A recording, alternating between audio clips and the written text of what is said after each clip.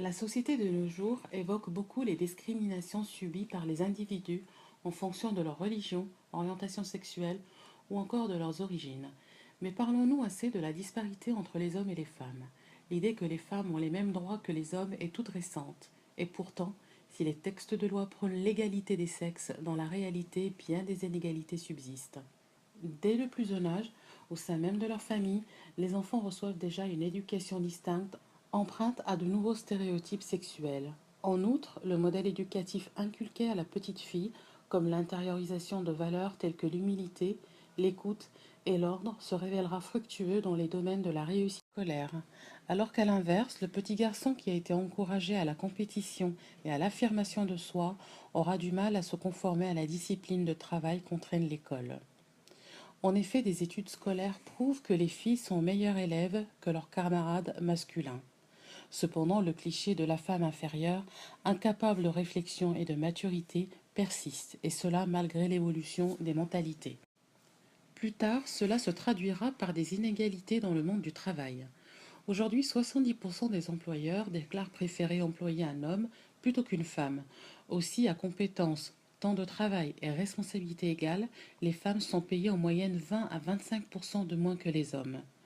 Ainsi, une femme cadre verra son salaire annuel s'élever à 37 253 euros contre 48 241 euros pour son collègue masculin.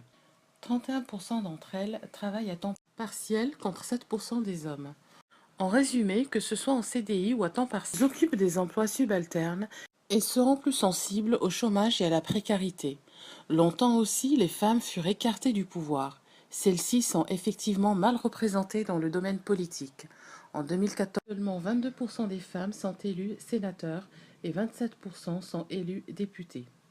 Les inégalités persistent jusqu'au sein même de leur foyer. En effet, le travail domestique est inéquitablement réparti entre les conjoints. Les femmes consacrent en moyenne 4 heures par jour aux tâches domestiques, soit 2 fois plus de temps que les hommes. Elles s'occupent en moyenne 1 heure de plus de leurs enfants et en moyenne 30 minutes de temps libre de moins que les hommes. Cependant, l'écart tend à se réduire entre 1990 et 2014. L'avancée des textes de loi a permis une augmentation du taux d'activité des femmes, passant de 59 à 66%. Nous pouvons aussi constater que le nombre de cadres féminins a augmenté de 9% et que l'écart salarial entre hommes et femmes s'est réduit, passant de 29 à 25%, notamment grâce à la loi d'août 2014. Quant aux femmes dans la sphère politique, nous observons que le gouvernement du dernier président élu a, dès sa mise en place, tenu à montrer son implication envers la tare qu'est la disparité entre les sexes. Les femmes sénateurs passent de 22,1% en 2011 à 25% en 2014, ou encore les conseillères municipales de 35% en 2008 à 40,3% en 2014. La société avance pas à pas et progresse lentement vers une égalité tant attendue. Cependant, dans un monde où il est plus facile de proclamer l'égalité que de la réaliser, une parfaite parité est-elle possible?